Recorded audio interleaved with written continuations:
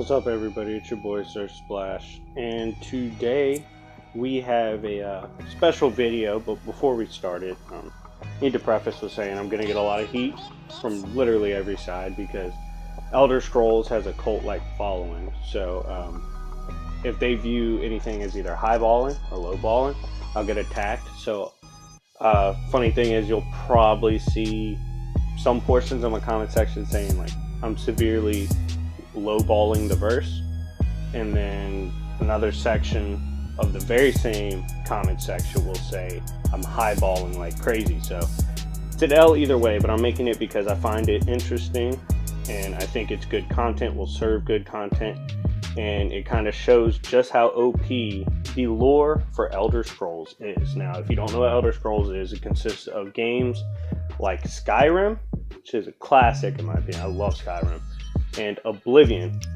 which is also to me a very good game. Now, what we're going to do to break down the kind of cosmology / hierarchy of this verse is I will start at the bottom and work my way up, because it can be confusing, but I'll do my best to help ease the pain and help you understand just why Skyrim / Elder Scrolls lore is much stronger than normies think. Now, starting off at the bottom, we're the smallest of the hierarchy. We have Niren. Niren is the world. It could also encompasses lands like Tamriel. Now, this is an outerversal realm. Why? Because Niren is actually the corpse of Lorcan, and high outerversal being. He's an Et'Ada, one of the originals, OGs. I'll explain further in why Lorcan himself is very high in outerversal, and men themselves are aspects of the higher realms, which are outerversal as well. So yeah, you know, the reason this is an outerversal realm, and it will be explained further into this video, as well as it makes sense too that it's outerversal based on what beings from there can do. But anyways, second layer after the base layer, which is already outerversal, we have Mundus. Mundus infinitely transcends Niren. This is like the first high layer. So Mundus essentially was created to house aspects such as the Earth Bones. The Earth Bones are truth itself. Dragons are able to manipulate the Earth Bones and define truth when they battle, which is very interesting. But yes, this was created and is like the reflection you see from Niren, and it sees Niren as like a limited version of itself, and is considered infinitesimally strong. Like Niren, there's so many layers, dude. But Niren is like infinitesimal aspect of the transcendent Mundus. However, Mundus isn't even nearly to the top, so we're already way past. We started baseline outerversal, arguably higher if you wanted to, but now we are past that onto a new transcendent layer. Next layer after Mundus, because Mundus itself is transcended. It is transcended by the planes. The planes, basically, this is where the lower Daedric princes exist. Daedric princes are viewed as fodder by the community. It's just the Dragonborn and other playable characters are overpowered. Daedric princes are not fodder, however. Daedric princes, they transcend this and they have their own planes. There is speculation of how many Daedric planes there are, but they do kind of exist below Oblivion itself, in realms like Oblivion, including the magic realm, which I'll get into. Also, Mundus, a lot of aspects died in Mundus, but one of them escaped, including Magnus. Magnus is considered to be like the home of magic, a being of magic, and is why magic's considered limitless compared to the other aspects. So that's interesting, and arguments can be made for just how strong magic is, but that's another interesting part. So we're at the second layer, which is like the planes, the Age of Daedra, stuff like that. Then you have realms on the level of Oblivion, which sees like planes and those before as limited, bounded aspects of itself. We're at the third layer now. So Oblivion it's the title of one of the games. You go to Oblivion to battle. Oblivion is pretty overpowered. It's one of the higher aspects of Orbis itself, which I'll get to in a minute. Oblivion also houses the strongest of the Daedric princes. I believe there's 16. I'll probably do a ranking video on the Daedric princes. My favorite's Molag Bal, personally. But yeah, so the planes themselves are aspects within the Orbis, but they are above all the other layers that I mentioned before. The planes of Oblivion is a thing as well, in which Daedric princes live. But yeah, Oblivion houses these planes in like the Daedric planes and all that, and it's a bigger portion of it. It's a larger realm, larger layer. So after, I hope you're keeping up, by the way. I'm probably gonna put in Skyrim footage just for visual pleasure, but I'll be listing the names and what they entail after this. So we just passed on from planes like Oblivion, which is considered infinite compared to everything else we mentioned before. Now we get to the Orbis.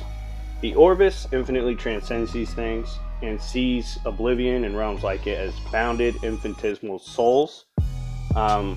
Orbis is totality, like the chaos from which from creation reigns. Basically, Orbis. Now, Orbis would seem like very overpowered because that's where everything comes from up to this point. However, that's just another layer.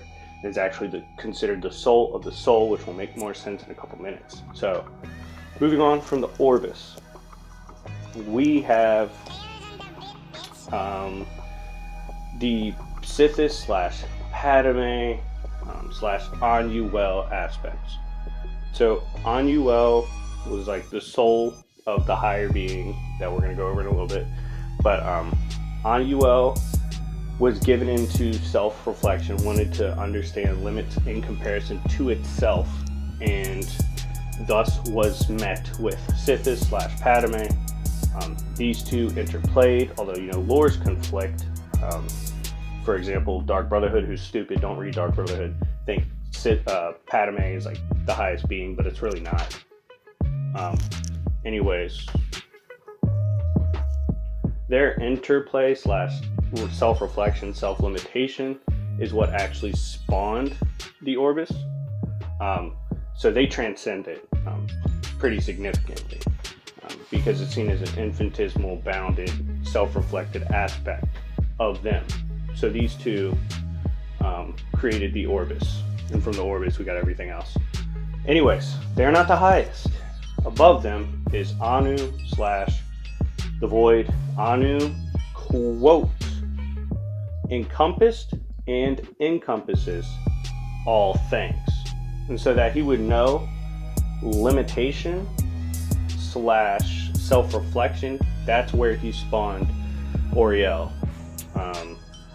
Anuel, sorry, they all sound the same.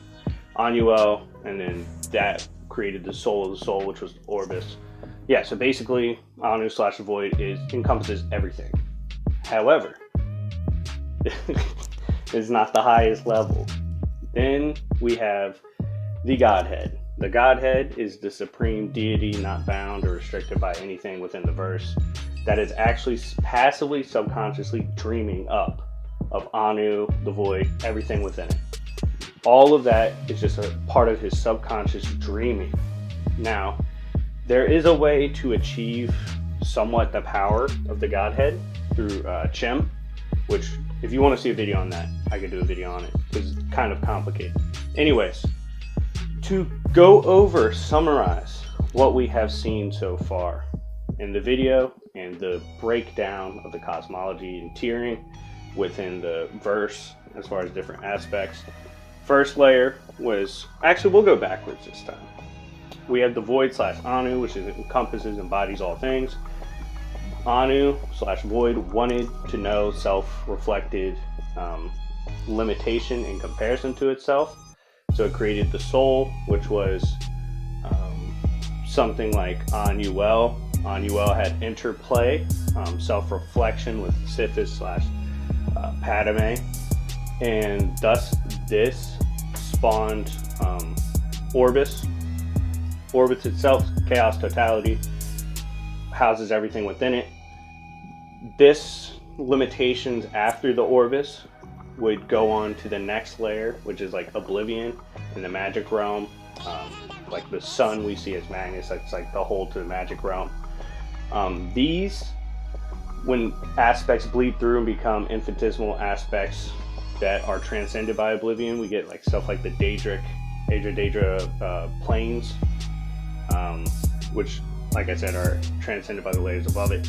But below the planes are Mundus, where it houses stuff like the Earth Bones, is Truth.